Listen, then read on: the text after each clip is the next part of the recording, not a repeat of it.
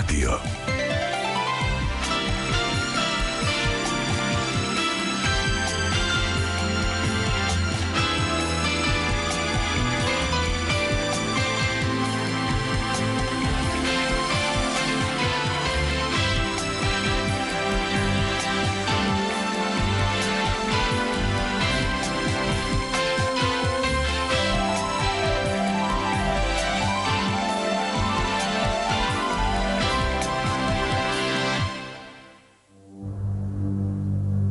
ხაზის რადიო. სამშაბათი. ფესვები და ფრთები. ესაა ტრადიციით ბუძებული ორი განძი, რომლებიც შეგვიძლია გადავცეთ მომავალ თაობას. ლალი სეთურიძე.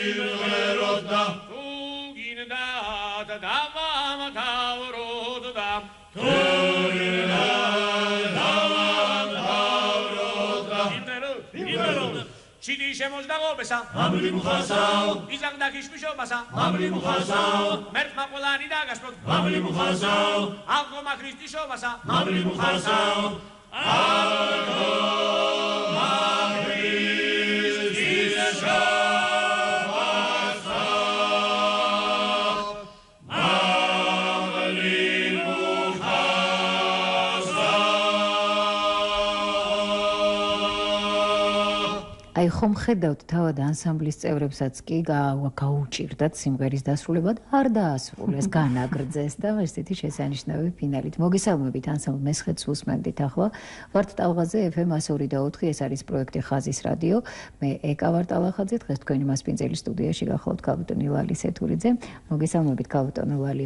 დიჟამშვიდობის. მემდე ჩვენი ერთი ეთერი შევახსენოთ ჩვენს მსმენელს, რომელიც არც თუ ისე შორეულ წარსულში გავიდა, სულ რაღაც ერთი თვის წინ 19 მაისს შევთავაზეთ ჩვენ მსმენელს ამ ანსამბლზე გადაცემა და მაშინ ჩანაწერის სახით გავედით თქვენ კარგად მოგეხსენებათ რომ ყოველთვის არ არის იმის საშუალება მით უმეტეს ამხელა მანძილიდან ადამიანების ჩამოყვანა და მოწვევა სტუდიაში ეს ზოგჯერ რთულდება და ამდენად გალბატონმა ლალიმ ხელიდან არ გაუშვა ის შანსი მაშინ ანსამბლის წევრებს შეხვდა და ჩვენ გაგაცანით ეს ადამიანები თუმცა იმდენად დიდია ტრადიცია კულტურა თავად ისტორიული რეალობიდან გამომდინარეც იმდენად მნიშვნელოვანია ჩვენთვის მესხეთი და მით უფრო როდესაც დღეს იქ ჟღერს ისევ ქართული ხმა და ჟღერს ასე როგორც ახლა ჩვენ ვისმენთ და მით უფრო რომ არიან ისეთი ადამიანები რომლებიც კიდევ მეტად ცდილობენ ადგილობრივ ფოლკლორზე მეტის კეთებას, რა თქმა უნდა, ხაზის რადიოც იქ არის და შესაბამისად სტუდიაშიც იწევს ასეთ ღვაწლმოსილ ადამიანებს. მე კიდევ ერთხელ მინდა მივესალმო ჩვენს რადიოს ვინც თქვენ სტუდიაში ბრძანებით და აი მან ცოტა შორიდან დავიწყები მხრივ შემოდგომაზე მე გახლით ამ მხარეში და აი გავეცანი ამ ანსამბლს და მის ხელმძღვანელს ზაზა თამარაშვილს და საერთოდ არ შეიძლება გულგრილი დარჩი ამ ადამიანის საქმიანობის მიმართ. ეს დაუღალავი მართლაც შრომის მოყვარეობით, ენთუზიაზმით, ყოველგვარი ანაზღაურების და რაღაც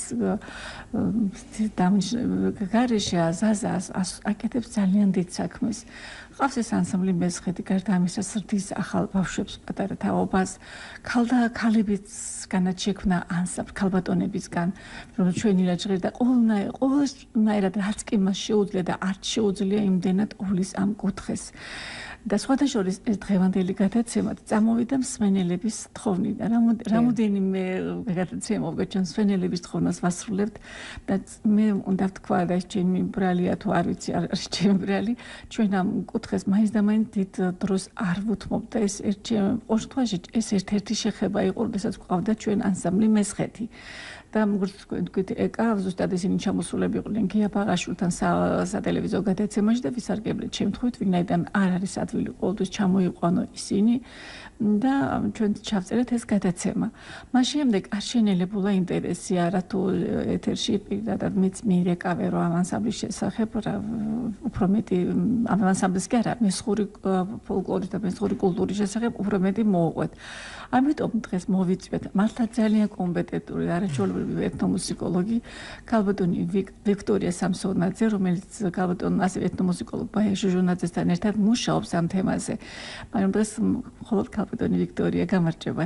მოგესალმებით. პირველ რიგში დიდი მადლობა მინდა გითხრათ, რომ არ დაეზარეთ და მომბრძანდით ჩვენთან ამ თემაზე სასაუბროთ. პირიქით მადლობა მინდა მოგახსენოთ თქვენ, რომ მომიწვიეთ, რომ გაგახსენდით ამ თემასთან მიმართებაში და რა თქმა უნდა ძალიან დიდი მადლობა ყველა იმ მსმენელს, ვინც არა მხოლოდ უბრალოდ დაინტერესებული, არამედ მოითხოვს კიდეც, რომ ჩვენ ვისაუბროთ ამ საკითხებზე, უაღრესად მნიშვნელოვან საკითხებზე, რომ კიდევ ერთხელ გავიხსენოთ ეს კუთხე, საერთოდ მისი უძველესი და უმდიდრესი ტრადიციით და ამასთან ერთად განსაკუთრებით მნიშვნელოვანია მის მუსიკალურ ტრადიციებზე საუბარი და ისე სამადლობელი თქვენი მისამართით ბევრი გვაქვს ქალბატონო ვიქტორია იმდენად რამდენადაც ნებისმიერი მუსიკალური გადაცემა რომ ავიღოთ ამ ჩვენს არხზე ხან ქალბატონებთან ერთად გიწევთ, ხან ბავშვებთან ერთად გიწევთ, ხან კულტურაზე სასაუბრად გიწევთ ზოგადად და საერთოდ ამ აქტივობისთვის და თქვენი თავდადებისთვის ამ საქმისადმი დიდი მადლობა. ჩვენ მსმენელს შევახსენოთ ქალბატონ ლალი უკაცრავად რომ პირდაპირ ეთერში ვართ და რა თქმა უნდა შეგიძლიათ დაგვირეკოთ 240-9192 ან 240-9292 და ახლა უკვე კონკრეტულად აღარ გავცდეთ მესხეთს. რაც შეეხება მესხეთზე, რა თქმა უნდა საუბარი, მესხეთი განსაკუთრებული პედაგოგმართობით გამოირჩევა საქართველოს კუთხეებს შორის, არც ერთ არ დაკლებია. ეს დაჯვა და ძნელი ისტორიული გზა, მაგრამ მესხეთი ალბათ ამ ხრივაც განსაკუთრებულია. პირველად მას უწევდა ყველა დარტყმის მოგერიება. ამიტომ მის ფოლკლორსაც გადაშენება ეწერა, იმიტომ რომ ქართულად სიმღერას კი არა, ლაპარაკსაც უკრძალავდნენ ამ კუთხეში. აი როგორ გადარჩა, როგორ ამბობენ რომ წირია ძალიან მესხური ფოლკლორი, იმიტომ რომ თითქმის არ მოეპოვება ნიმუშები. ძალიან დიდი დამსახურება ქონდა მხრივ ვალიკო მაღრაძეს. კი ბატონო, დიახ. თქვენ ახლა უფრო ღრმად ჩაიხედეთ და იქნებ ჩვენ შეგვახედოთ ცოტა საინტერესო. საქმე იმაშია რომ აი ოდნავი კორექტირება მინდა შევიტანო ამ ფრაზაში მესხური მუსიკალური ფოლკლორი არ ამ წირია, არამედ ჩვენს ხელთ მასალა არის ძალიან მწირი. ანუ თვითონ მუსიკალური ფოლკლორი პირიქით ძალიან მდიდარია ჟანრულადაც, მდიდარია მუსიკალურადაც, მდიდარია თავისი წარსულით, ყველაფერს რომ თავი დავანებო. მდიდარია თავისი ყველა ფერთან, ყოფასთან მიმართებაში მდიდარია თავისი ზოგადი ტრადიციით და მათ შორის მუსიკალურით. თუმცა, როგორც თქვენ აღნიშნეთ, ისტორიული ბედუკუღმართობა არის ის ძალიან სამწუხარო რეალობა, რომელიც თავს დაატყდა, ასე ვთქვათ, მესხეთს და რა თქმა უნდა, ძალიან დიდი გავლენა მოახდინა მის მუსიკალური ტრადიციის შენარჩუნებაზე. ძალიან სამწუხარო გავლენა მოახდინა და ჩვენამდე არის მოღწეული ნიმუშები, რომლებიც გვამცნობენ, რომ ოდესღაც იყო ძალიან მდიდარი, გვამცნობენ იმას, რომ ამ კუთხეში, ამ მხარეში იყო მრავალხმიანად შესრულების ტრადიცია, რაც ჩვენთვის ძალიან მნიშვნელოვანია, იმიტომ რომ ეს მუსიკალური აზროვნების სიღრმეებზე და დონეზე მეტყველებს და ამასთან ერთად არის ძალიან დიდი არქაული შრე საერთოდ ქართული მუსიკალური აზროვნების ესე იგი სიძველის მაჩვენებელი.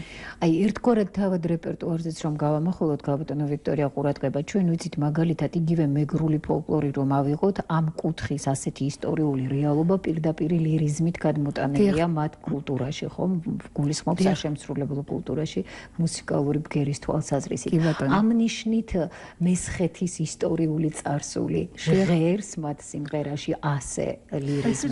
ეს ფოლკლორი არის ხმოვანი ქრონიკა, სადაც ისტორიულ პროცესებს ასახავს და მე მგონი ეს განსაკუთრებით საქმე იმაშია, რომ მესხეთში მოხდა პირდაპირი დარტყმა, ასე ვთქვათ, პირდაპირი აკრძალვით ყველაფრისა, რაც იყო ქართული. ეს არის ქართული ენა, საუბარი. ეს არის ქართული ტრადიცია ნებისმიერი გამოვლინებით, რელიგიად, რა თქმა უნდა, და სიმღერა. ყველაფერი იგრძელებოდა. ამიტომ ის რაც შინაგანად არსებობდა ადამიანში, არსებობდა, ვთქვათ, ერში, ამ მხარეში, ასე იოლად ვერ გამოვლინდებოდა. არ ქონდათ უფლება რომ ემღერათ და მით უმეტეს კოლექტიურად ემღერათ. და არც არის გასაკვირი, რომ ვთქვათ, შრომის პროცესი და მასთან დაკავშირებული, ვთქვათ, მუსიკალური ტრადიციაც, რომელიც ესოდენ საინტერესოდ და განვითარებულად არის შემორჩენილი სხვა კუთხეებში, აი ნადურების სახით, ხო, თუნდაც ავიღოთ, რომ სამხმიანი და ოთხხმიანი ნადურებიც კი შემორჩა სხვა კუთხეებს. აქ, როდესაც ჩვენ ვიცით, რომ კოლექტიური შრომის ძალიან ძირძველი ტრადიცია იყო, მით უმეტეს ხვნასთან, მიწის დამუშავებასთან დაკავშირებული ტრადიციები, წესით უნდა შემორჩენილიყო, ხო, კოლექტიური შრომის ამსახველი სიმღერები. ხო, აი სამწუხაროა, მაგრამ ჩვენ არ შემოგრჩა მესხეთში ეს. თუმცა შრომასთან დაკავშირებული ერთხმიანი სიმღერების, გუთნურების, ოროველების დიდარი კალოურები, ვთქვათ, ერთ-ერთი უზომოდ საინტერესო ნიშანი, უпростоრად ნიმუში ამ სიმღერისა ჯილღურის სახელწოდებით არის შემორჩენილი მესხურ მუსიკალურ ტრადიციაში. არსებობს ეს ჩანაწერი კი და რადგან ჩანაწერთან მივედით, არ შეიძლება არ ვახსენოთ ბატონი ვალერიან მაღრაძე. მას მის, ვთქვათ, შემოქმედებას და ექსპედიციებს თავდაპირველად წინ უძღოდა ბატონი შალვა მშველიძის ექსპედიციები, რომელიც 30-იან წლებში დაიწყო. შემდგომ ბატონი გრიგოლ ჩხიკვაძე მოღვაწეობდა და რამდენიმე ექსპედიციის სახით შემოგვიტოვა ჩანაწერები, რა თქმა უნდა, ტექნიკურად ეს საკმაოდ ესეთი გაფუჭებული ხარისხით შემორჩა, მაგრამ როგორც ნიმუშები ძალიან საინტერესოა ჩვენთვის და აი უკვე ბატონ ვალერიან მაღრაძის ძალიან დიდი შრომის შედეგად, მრავალი წლის განმავლობაში უზომოდ ბევრი ექსპედიციის შედეგად ჩვენ შემოგრჩა ძალიან დიდარი მუსიკალური მასალა, რომელიც მოითხოვს მოვლას, პატრონობას და რა თქმა უნდა შემდგომში უკვე ვთქვათ აი ამის გამომსეურებას. გაბატონო ვიქტორია, რა პერიოდია, როდესაც ასე აქტიურად დაიწყო მესხური ფოლკლორის კვლევა, თუნდაც იგივე ბატონი ვალერიანის მიერ? ბატონ ვალერიან მაღრაძის კვლევა მოგვიტანა საბოლოო ჯამში წიგნის სახით, მისი ცნობილი გამოქვეყნებული წიგნი მესხური ქართული ხალხური სიმღერები, მესხური მუსიკალური ფოლკლორი, აი ეს ნაშრომი, რომელიც საბოლოოდ 71 წელს გამოიცა, მაგრამ ეს იყო შედეგი იმისა, რაც მთელი 10 წლების განმავლობაში იყო დაგროვილი ექსპედიციების სახით. 30-იანი, 40-იანი წლებიდან დაწყებული ფაქტობრივად წელი არ ჩავარდნილა იმისათვის, რომ ხო არ ყოფილიყო მესხეთში და მithumetes მაშინ როცა ძალიან რთული იყო გადასვლა იმ ტერიტორიაზე, გარკვეული ნებართვა იყო საჭირო. კი, მაგრამ ბატონი ვალერიანი იყო ძირძველი მესხი, ძალიან კარგად ესმოდა ამ კუთხის, ვთქვათ, ჭირვარამი და ძალიან კარგად იცოდა მისი მნიშვნელობაც და მას უფრო მეტად გაუადვილდა სხვებთან შედარებით, ვთქვათ, ამ კუთხეში შეღწევა და თვითონ აი ხალხთან ურთიერთობის ხო და თქვენ ახსენეთ ახლა 30-იანი წლები. აი 30-იან წლებში არის დაფიქსირებული ნიმუშები ფოლკლორის? რა თქმა უნდა, კი, არის დაფიქსირებული ნიმუშები 30-იანი წლებიდან დაწყებული, ანუ ბატონი შალვა მშველიძის პირველივე ექსპედიციიდან და ეს ნიმუშებიც ასევე არის შემორჩენილი. და აქ არის როგორც სასიმღერო, ასევე საკრავიერი ნიმუშები. დღეს ახლა როდესაც არსებობს ანსამბლი მესხეთი. აი იმსინის თუ მიმართავენ აი ძველ ჩანაწერებს და ამათ რეპერტუარში თუ არის ესეთი სიმღერა, რომელიც ძველი არქაული ფოლკლორის კუთვნილება.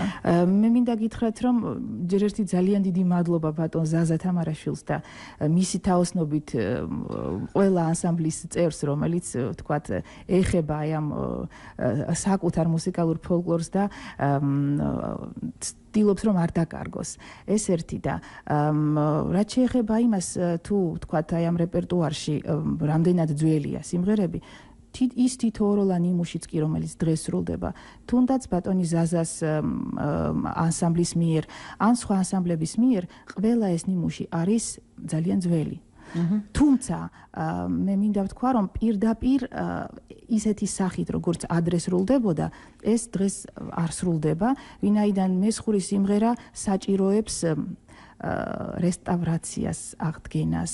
ის, რაც თქვათ, ერთ ხმაში არის შემორჩენილი, ამ ხმის, ვთქვათ, ღერძისეული ფუნქციის მოჭიდებას, ასე ვთქვათ, და აი ამ ღერძზე აღორძინებული, გამრავალფეროვნებული, გამრავალხმიანებული ნიმუშები გვაქვს ჩვენ უკვე რეპერტუარში ანსამბლებისა. ძალიან პოპულარულია და საკმაოდ თანაღმლიანი შთაბეჭდილებას სწავლობს მესხური მრავალჟანიერი.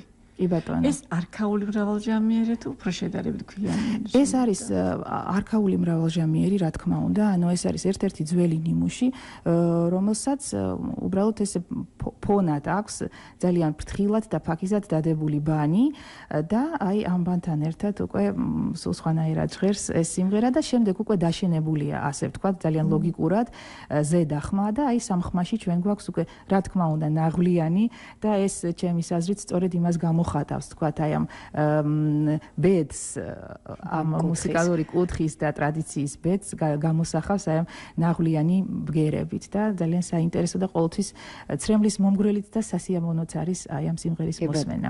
ვიქტორია სამსონაძე გვესაუბრება ჩვენ მესხურ კულტურაზე, ფოლკლორზე. დღეს ამ ეთერში ვართ ტალღაზე FM 102.4. ეს არის პროექტი ხაზის რადიო და სწორედ ეს მრავალჟანიერი მოვისმინოთ ახლა ჩვენ და რა თქმა უნდა თქვენ ზარებსაც ველით პირდაპირ ეთერში 249 ან 249 Mara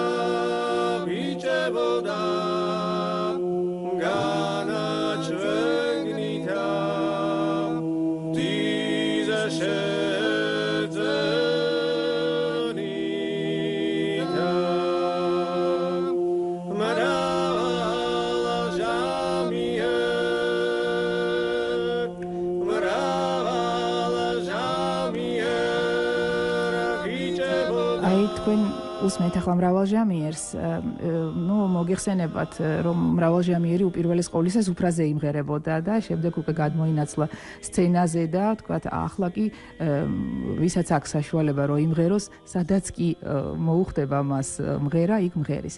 აი სუფრის ტრადიციასთან დაკავშირებით ძალიან საინტერესოა სწორედ მესხური სუფრის ტრადიცია და მათ შორის საქორწილო ტრადიცია, რომელიც ამასთან ერთად თქვათ სუფრის ჟანრთან ერთადაც შეგვიძლია განვიხილოთ.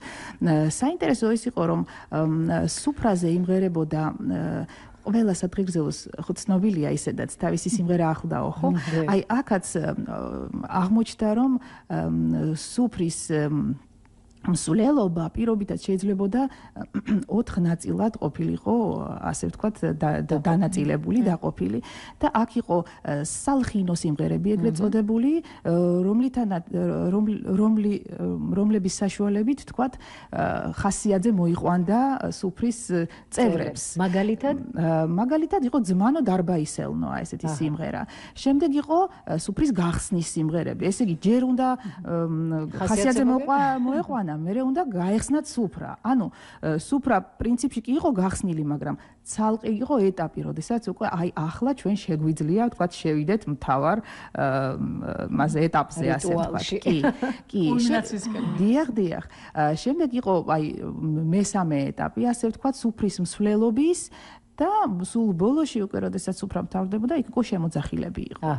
ხო და გარდა ამისა საინტერესო იყო სუფრაზე ეგრეთ წოდებული სამხანად შესრულება. რას გულისხმობდა ეს, რომ სამ სხვადასხვა ჯგუფს უნდა შეესრულებინა სიმღერა. იწყებდა პირველი ჯგუფი, რომელიც შედარებით ახალგაზრდა ასაკის წევრებისგან შედგებოდა, შემდეგ შუახნის ხალხი გააგრძელებდა ამ სიმღერას, თქვათ, მეორე ტაეპი იყო, იგივე მელოდიაზე ასრულებდნენ უკვე შემდგომ ტექსტს. და ბოლოს უკვე, რა თქმა უნდა, ხანდაზმულებს დაეთმობოდა, ასე ვთქვათ, აი ამ სიმღერის გაგრძელება. ხო და ესეთი სამხანად, სამტაეპად შესრულების ტრადიცია იყო ძალიან საინტერესო მესხეთში და ეს ყველაფერი დევს ჩვენს მუსიკალურ მასალაში და არა მხოლოდ მუსიკალურში, არამედ ზეპირსიტყვიერი ფოლკლორის ნიმუშებით სწორედ აი ამას გვამცნობს. და ერთ-ერთი სიმღერა არის ესეთი ძმანო დარბაისელნო, რომ გიხსენეთ მე.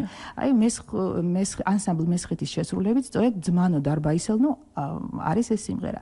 მაგრამ ეს არის სუფრის გახსნის, ეს სუფრის გახსნის და სუფრასთან დაკავშირებული კიდევ არის კერძოდ საქორწილო სუფრასთან შესასრულებელი სიმღერები, მათ შორის ერთ-ერთი უზომოდ საინტერესო 4 წყარო დის. კი, ქალბატონ ვიქტორია, მინდა შეგაწყვეტინოთ უკაცრავად ჩვენ რადგან განწყობილებაზე უკვე მოვიყვანეთ მსმენელი, ვიდრე სუფრას გავხსნით, მოვუსმინოთ ერთ მსმენელს.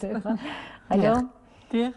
მოგესალმებით, მართლა დიდებული გადაცემა გაქვთ ხაზის რადიოს დილამშვიდობი. ქალბატონო ვიქტორია, ისე ლამაზად აღნიშნა ახლა სუფრის მთელი ცერემონიალი, რომ პირდაპირ მოგვიყვანა ხასიათი. მრავალჟამიერი ხო შემოგძახეთ და არაჩვეულებრივად მიყავთ მთელი გადაცემა. მართლა დიდი მადლობა ქალბატონო ლაიეკა. ვიქტორიას დიდი მადლობა და მე თქვა, იცით, მეკითხათ, მე ჯერ ერთი ქალბატონ ეკასთან და პიკისათან ბოდიში უნდა მოვიხადო, მოვინანიო, უბრალოდ სწორად ვერ ვთქვი, იცით? ისე არაჩვეულებრივად აკეთე პიკისაათი, ისე არაჩვეულებრივად პრესას გადმოგცემს, მაგრამ ხაზი იმას დასავალი დიდი ფორმატის გამო ვერ ახერხებენ ამდენი და დღეს რეზო ამაშუკელის დაბადების დღესთან დაკავშირებით მართლა უერთდები რეზო ამაშუკელის და მრავალჟამიერი იყოს თქვენ გადაცემასთან ერთად რეზო ჯანმრთელობა და სიხარული და არ გადმოგცემთ, არაკერა ვერ გადმოგცემთ თქვენი ფორმატის გამო და ვინაიდან გაგზავნებთ გამტენელა და ვიხდი და თქვენი მრავალჟამიერი იყოს, თქვენ ყოველთვის დიდებულა და კარგად ახერხებთ ყველაფერს და როგორ ეტევით ფორმატში არ ვიცი, ამოდენა ფოლკლორი, ამოდენა წერ ვინმე მესხი, მელექსი, მერუსწველისა და მისაო მესხეთი მართლა ჩვენი სასახელო კუთხე, ჩვენი სასახელო ხალხი და ჩვენი სასახელო პიროვნებები და ვიქტორიას დიდი მადლობა, თქვენ დიდი მადლობა ამ დილ ადრიან ასე ლამაზად რომ შეგვეშინიანეთ. ჩვენ შევუერთდეთ ქალბატონი ალადას მილოცოთ ბატონეზოს. მოკითხვა ყველას. დაბადების დღეს ულოცავ და მივუძღოთ 4 წარუდის ბატონეზოს. მივუძღოთ, დიახ, ძალიან სასიამოვნო სიმღერაა და კარგ განწყობაზე დაგაყენებთ.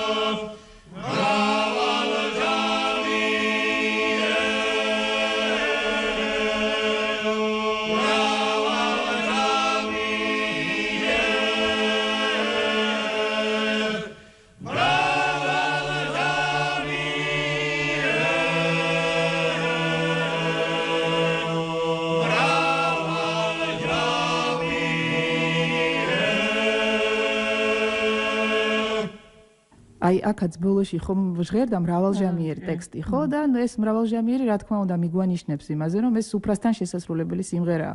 მაგრამ საინტერესოა თუ რა არის 4 წყარო. ან თქვათ მიმინო მყავდა, ან შემდეგ არის კიდევ ტექსტი, რომელიც გრძელდება და აი ამ სიმღერის მიღმა დარჩა.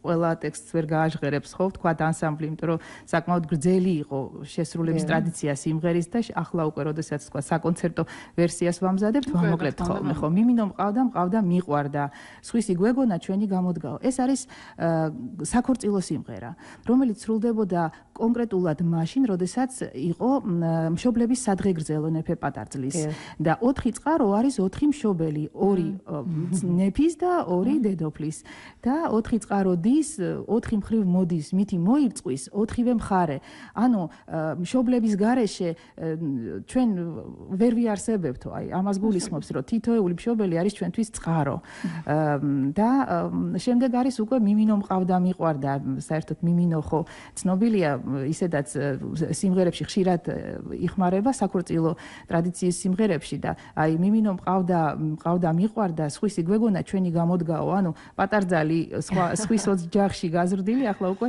ჩვენია რა და აქეთ მეორე მხრის თქვათ ნეფის მხრიდან ღერიან რომ უпроსტად პატარძლის მხრიდან ღერიან ჩვენი გვეგონა სხვისი გამოდგაო ისეთი ლოგიკური ჯაჭვით აეწყო ხა ჩვენი საუბარი ნეფე პატარძალი ყავს უფრო რა თქმა უნდა მანამდე გავშალეთ და ხა ოქრომჭედელი გჭირდება, მაგრამ ეს ოქრომჭედელი ერთ შეკითხვა დაუსვა კიდე ვიკას.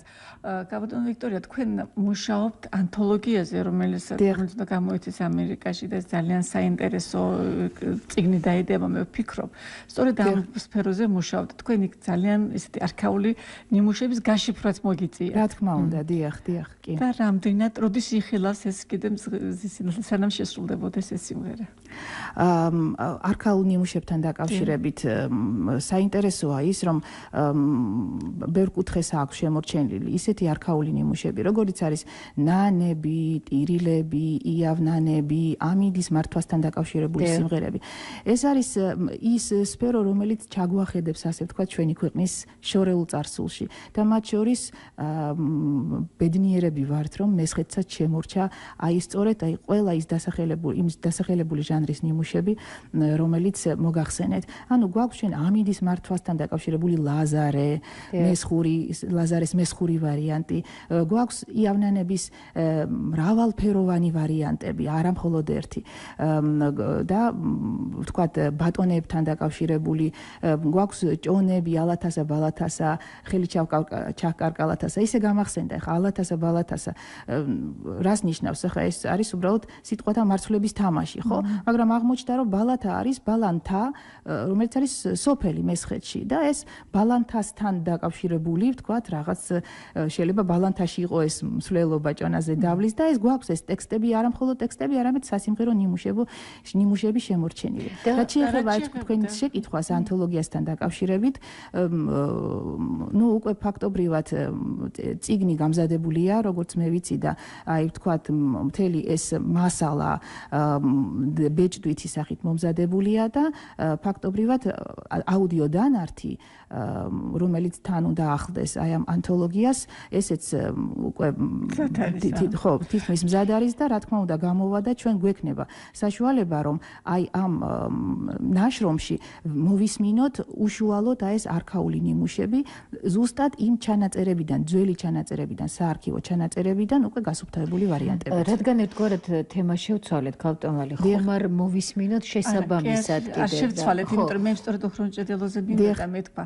ოქრომჭედელო როგორც ვიცი ძალიან არქაულია, მაგრამ შემდეგ გამრავალფეროვანი და შეიძლება თუ გამოშვენ და შეიძლება დღეს ხმებში როგორც თქვენ მანამდე ღერძზე დაშენდა. ღერძზე დაშენდა და ასე დაშენდა ყველა ის ნიმუში, რომელსაც ჩვენ დღესდღეობით მესხურ სიმღერებში მრავალხმიანად ვისმენთ.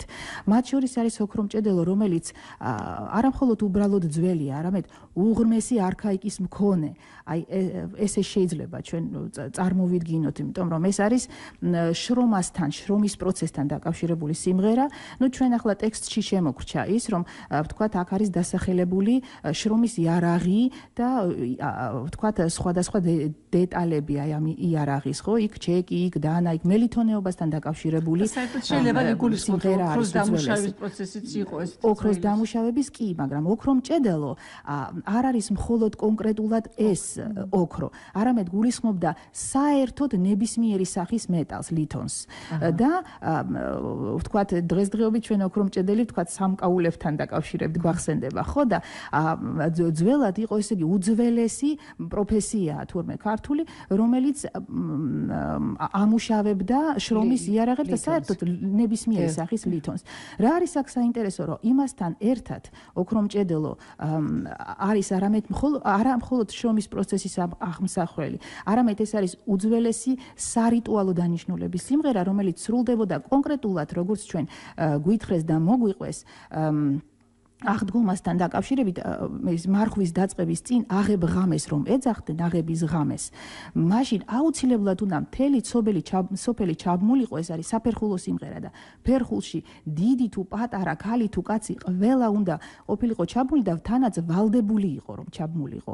ვინაიდან არ შეიძლებოდა ერთის გამორიცხვაც კი, ვინაიდან ამ სიმღერის შესრულებაზე თურმე ყოფილა ესე იგი დამოკიდებული მათი რწმენით, მათი მომავალი მოსავალი. ამიტომ არც შეშლა არ შეიძლებოდა ფეხის, არც უნდა შეშლილიყო თავისთავად სიმღერა და კალოზეო, აი დიდი კრუგი კეთდებოდაო, აი ესე ყვებიან ზუსტად ანოწრე და თუ კი ვთქვათ, არ იყო ადგილიო, ძალიან დიდი წრე გამოდიოდა, ხო, ყველა რო ჩაბმულიყო ყველა მონაწილე. ამიტომ შესაძლებელი იყო 2 ან 3 წლიც კი გაკეთებული იყო. თავარია ყველას მიიღო მონაწილეობა. თავარია ყველას მიიღო მონაწილეობა. შაბათ ჩვენს ფერხულში, ალო. გამარჯობათ. ესე იგი, რამინდა გითხრათ, იცით, ძალიან დიდი მადლობა ესეთი საინტერესო გადაცემისთვის. სხვათა შორის მინდა აღვნიშნო, რომ ასეთი შინაარსიანი, ღმრთ შინაარსიანი, ასეთი კომპეტენტური გადაცემა ფოლკლორის თემაზე იშვიათად მომისმენია და მადლობა ამის ქალბატონ ვიქტორიას, მადლობა ქალბატონი კაცურა ყველას, ვინც ასეთ კარგ საქმეს აკეთებს. მადლობა შეფასებისთვის. ან სიამოვნებო რა გადაცემით აი ესეთი. ჩვენც ესეთი სიამოვნებით ვუსმენთ ქალბატონ ვიქტორიას, დიდი მადლობა და მოვისმინოთ ალბათ. კი ბატონო, დიახ, ამჯერად მინდა შემოგთავაზოთ ანსამბლ ნანინას მიერ შესრულებული ოქრომჭედელო და ნუ რა თქმა უნდა ეს ფერხულით სრულდება, შემიძლია რომ უბრალოდ შემოგთავაზოთ, ივარაუდეთ რომ აქ აუცილებლად ფეხი უნდა გადაიდგას ხელი-ხელ ჩაბმული. Читис налими помния, чемом чеделово, чедело, чемом чедело, кором чедело. Читис налими помния, чемом чеделово, чедело, чемом чедело, кором чедело. Эрети бари гамикете, чемом чеделово, чедело, чемом чедело, кором чедело. Erti bariga mikete chemom jedelo jedelo chemom jedelo okrom jedelo ratsrom imaz gadacheba chemom jedelo jedelo chemom jedelo okrom jedelo ratsrom imaz gadacheba chemom jedelo jedelo chemom jedelo okrom jedelo erti tokhitz gamikete chemom jedelo Jedelo, chemom, jedelo, korom, jedelo. Erti tochit gamikete, chemom, jedelo. Jedelo, chemom, jedelo, korom, jedelo. Ratsrom imaz gadarcheba, chemom, jedelo. Jedelo, chemom, jedelo, korom, jedelo.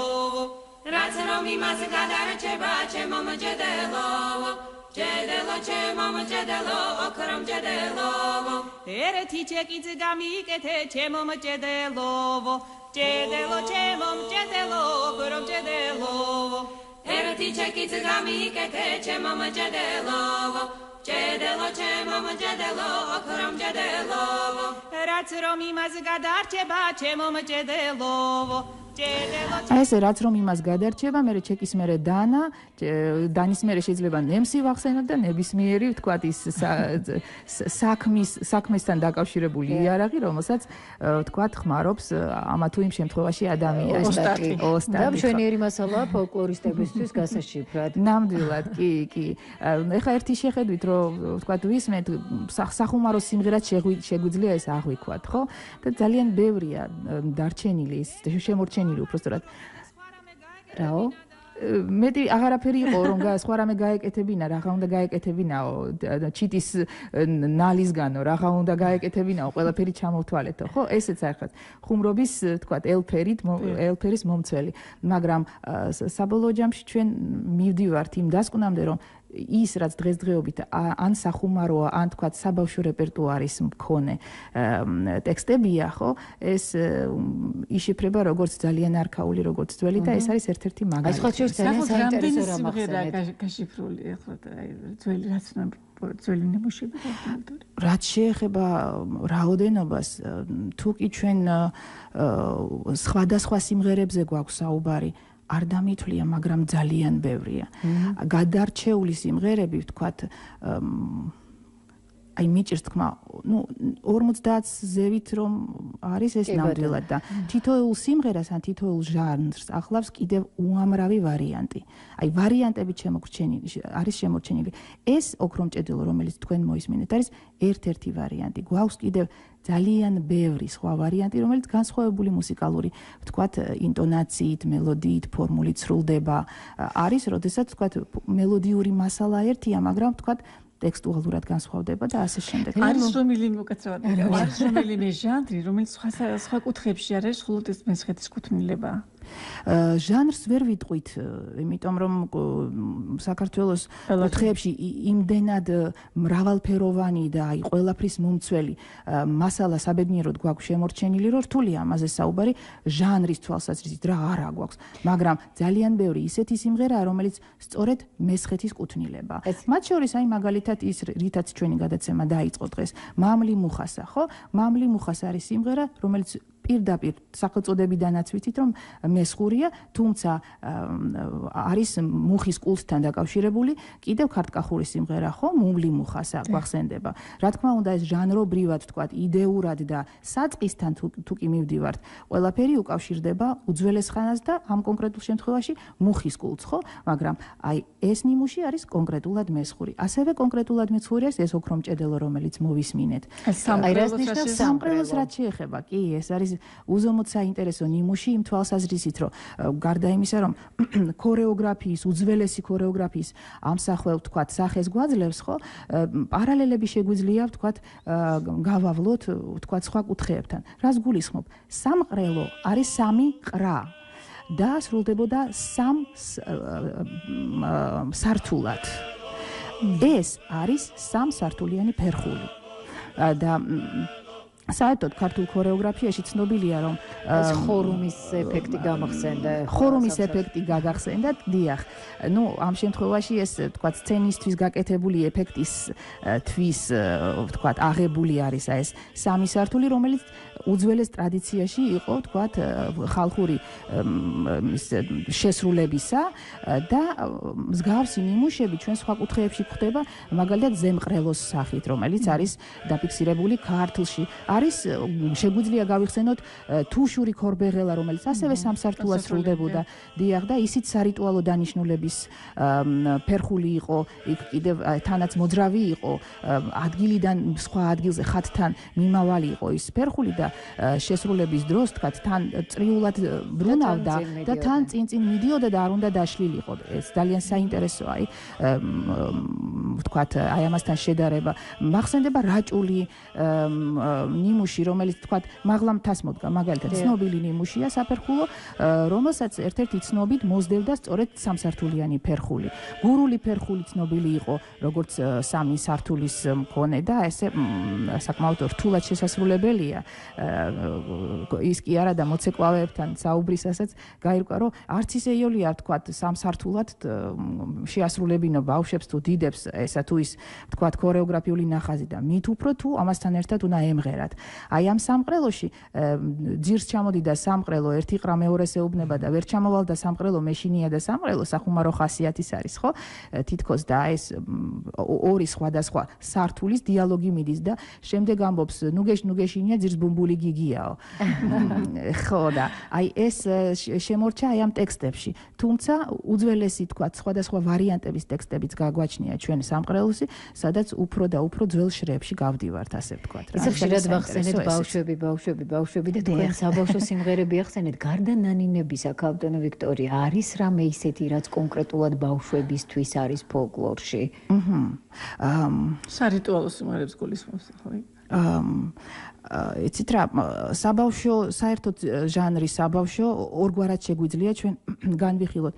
ერთის მხრივ არის საბავშვო, ანუ ბავშვების მიერ შესასრულებელი სიმღერები, ხო? და მეორე მათთვის შესასრულებელი. თუ კი ჩვენ საუბრობთ იმაზე, რომ მათთვის შესასრულებელ სიმღერებს ვასრულებდეთ, ნუ უპირველეს ყოვლისა ნანები გვახსენდება, ანუ აკუნის ნანები და იავნანები, ანუ ისეთი ნანები, რომელიც თქვათ ბატონების შესრულების დროს სრულდებოდა. ჩვენ ორივე ჟანრი გვაქვს მესხეთში და თანაც მრავლად წარმოადგენილი. მათ შორის ერთ-ერთი ჩემთვის უსაყვარლესი ნანა, რომელიც აკნის ნანას გულისხმობ, რომელიც მესხეთში კონკრეტულად სოფელ მუსხში ჩავიწერე ჩვენი ერთ-ერთი პირველი ექსპედიციის დროს. ქალბატონი მარო ჟუჟუნაძე ასრულებდა ამ იავნანას და ახლა კი არის დილა, მაგრამ რა ვიცი, უბრალოდ ეს მცირედად წაგიმღერებთ.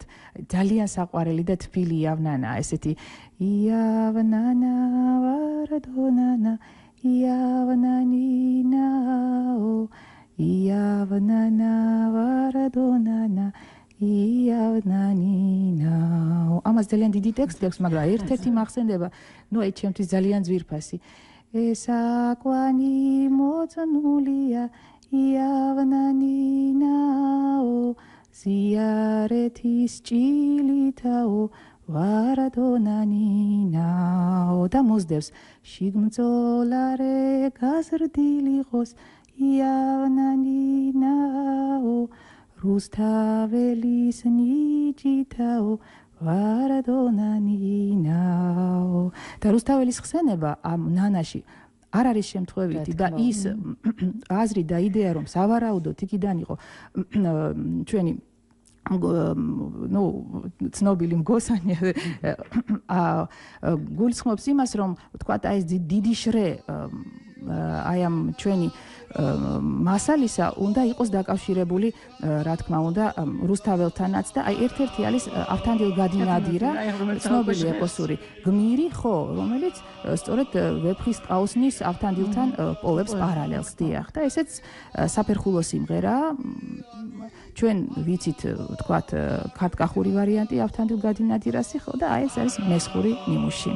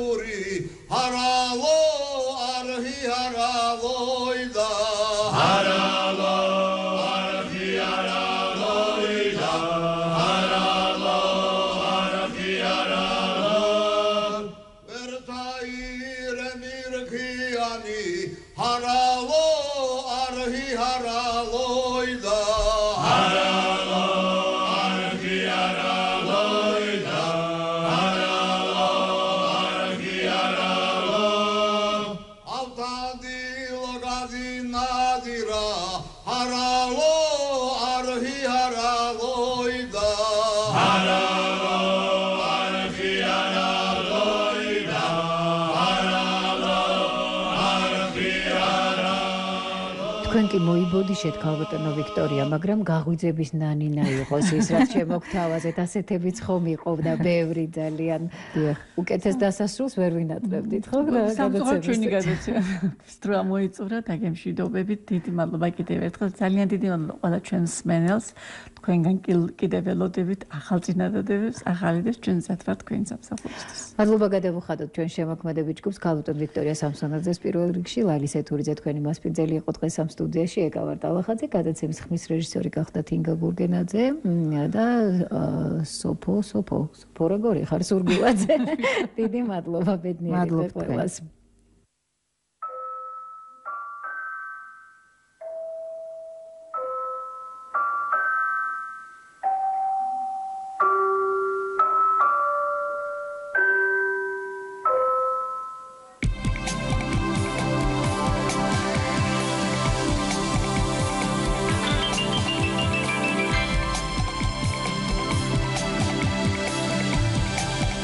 ხაზის რადიო